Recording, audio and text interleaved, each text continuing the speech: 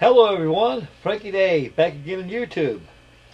This evening YouTube I have update build report number 3 for Russell Gossellins D-Day group build featuring my Monogram 148 scale C-47 SKYTRAIN.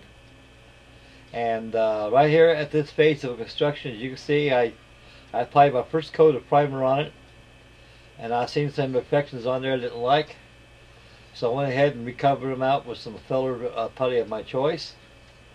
And wasn't too much on there that had to be filled in, so I went ahead and filled them in because I don't like seams and imperfections. And the other side was just very few. The only imperfections on the top view is around the cockpit, also the top of the spine of the fuselage, and also the nacelles on there where the intercoolers are at, and also around the wing roots. And as you can see, where the putty's at is where the imperfections at. That's why it's very important, fellas, to apply your first coat of primer on there. That way it'll assure you that you'll be able to see your imperfections. And once it's sanded out, you give it a second coat of primer to recheck your seams. Once you're satisfied your seams have completely disappeared and gone, you go ahead and apply 2 more coats of filler primer on there, and let it dry 24 hours and go ahead and start your finished paint schedule. This kit went together very, very well compared to my last C-47 I done for a 1960s aircraft.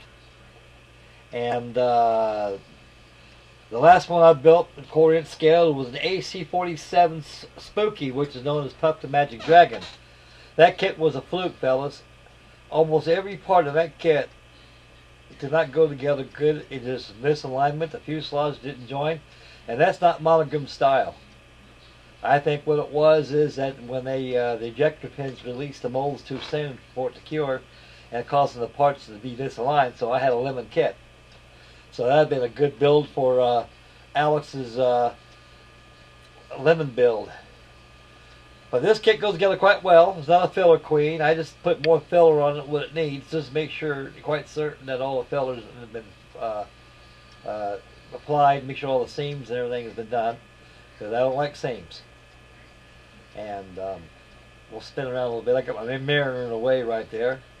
I'll flip on the back side, fellas. I'll show you how much I had to do on the back side, which is not very much.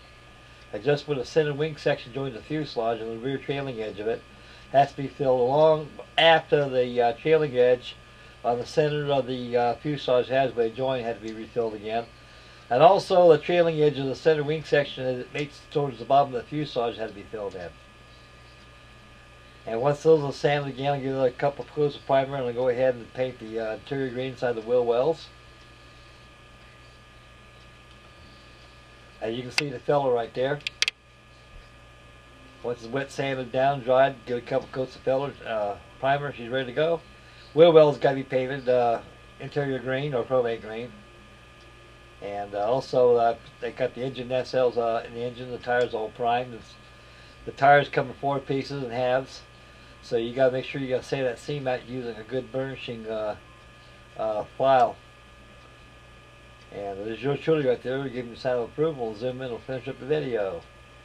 Yeah, like I say, those tires, folks. When you got 2 tires that come in halves, it's a bitch right there to sand those middle seams out because it gets rid of that tread detail. So I always I'll go to Kroger's and get one of those little files, nail file sticks with the missus always buys for their fingernails. That works very good. Just as good as sanding sticks you get from Flory models or anywhere else you get on the internet. They're the same thing, guys.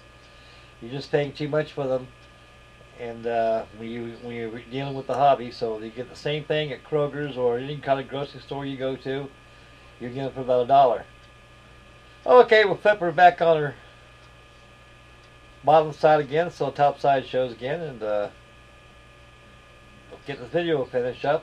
Okay, guys, as we zoom in, we'll take a look at it one more time. And as you can see, it's all primed and ready to be sanded down and reprimed again. Okay, guys, this concludes build number 4 of Russell Gossellins group build. And hopefully by Sunday I should have my Mariner done. I had a honey-do list I had to do, and it got me away from the modeling bench. So stay tuned for the finished reveal of Chancellor's North Wales Flying Book group build. This is Frankie Day signing off. Catch you on the next video, boys. Bye now.